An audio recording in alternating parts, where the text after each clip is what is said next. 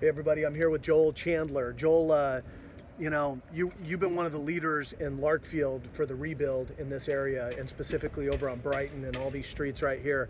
And it's crazy because you've been a home builder for years, and you're not only rebuilding your own home, you got about 3 or 4 other homes that you're helping on. And then you just told me that you got family that are rebuilding in this area. Some of your kids have purchased a couple lots. And so here we are almost 2 years later. What's up? How's it feel? Feels a little weird. We just moved in about a week ago. Feels like I'm living in a hotel, actually. Over here's your place? Yeah, this is our house here. We're getting ready to put in our walkways and such. Here in the next day, we finished our driveway, and it's coming along. Feels good. Feels good to see the neighborhood come back together. We're, you know, we still have things we're working on as far as infrastructure. We're talking about trying to get these power poles out of here. There's 9 power poles on our street that PG&E wants to leave. Well, and you and I have talked about this. This is an area where probably 85–90% of the roadway and the lots have underground, but there's still about 15% less. And PG&E has this like-for-like policy, which is pretty gray. Yeah, it is. And so what we're trying to figure out is how to work with them to get this last 15% undergrounded, because it's not just an eyesore, but it's still a risk, right? Yeah, for sure. You know, we got a big transformer right here. We got transformers and power lines running through trees over on Ursuline Drive. You know, and they're big heritage oaks. You know, we really don't want to see them cut down either. You know, I mean, we lost a lot of trees in our neighborhood, and it's kind of really changed the neighborhood, the whole landscape of the whole area. So how did you choose the way that you wanted to build your house? Is it different from what was there before? Is it different materials? Is it, yeah, you know, how'd you go through that process? I wanted to build a home that was fire resistant, of course. So we eliminated all of our eave ventilation. We put a stucco exterior finish. You know, we're on a slab, so I don't have any kind of crawl space. It's a little bigger than it used to be.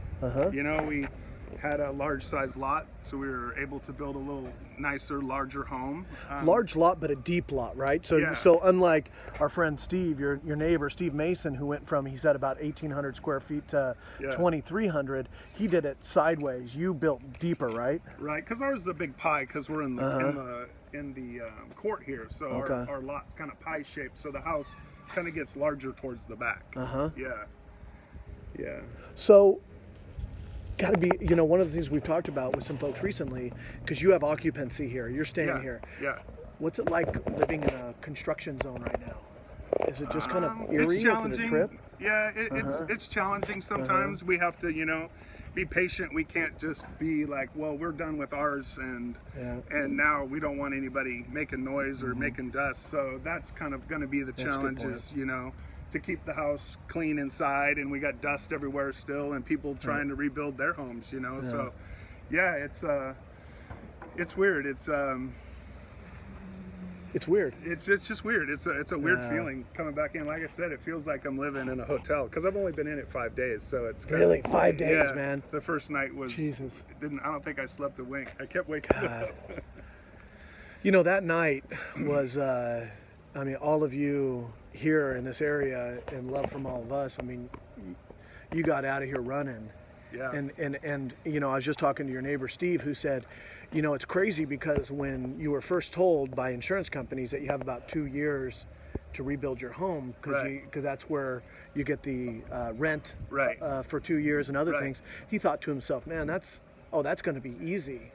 But the reality is that it ain't so quick to just pop something up. And you kind of talked about this difference between the construction of your house and some of these houses versus a house that has a hybrid core and other kind of decision, right? Yeah, I mean, there's different things you can do to, you know, kind of speed it up, depending on how nice of a home you want to build. You know, it's like, you know, but this area kind of, you know, it calls for nicer homes. They're big lots. They're estate-sized lots. Yeah, it's not like Coffee Park. It's not little lots. We have a little more space over here, and I'm happy with the way it's coming back together.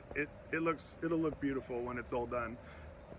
My main thing is, like, I don't want our houses to all have these extension cords, you know, running to them. It looks really kind of funky, you know. Kind of ruins the look. You're right. You know, we got these state-of-the-art, beautiful homes, and then we're kind of left with you know, this, with a scar. Yeah, with a scar. Yeah, is also that's a reminder of what you've been doing. Yeah, exactly. You know. Yeah. Well, hopefully, I mean, you know, we've talked about this. We got the money, we got the sewer approved for this area, which was a big thing, awesome. and there were some people who didn't want it, but it got down to a point where it was purely a voluntary thing. So, you know, I think we have more than 50% of the lots signed up now at this point. So that's going to be a success, and we got to line that up. I was able to allocate the money for paving of this area in Larkfield Estates, so we got to make sure that those things happen at the same time. So. And I just, you know, thank you, man. Thank you for sharing your story. You're a guy who I can tell doesn't have any desire to be videoed and on, but when you care about something, you step up and you raise your voice. And like that's been a big thing with both the rebuild and with, you know, the scars that you still want to see removed from your community. So thank you for giving me a report. You went and did the work. You went and basically citizen activist, man, freaking went and measured the lines, and we're going to try and get it done. Thank you very much. Thank you, man. I appreciate it. Right on. Thank you Good for your man. time.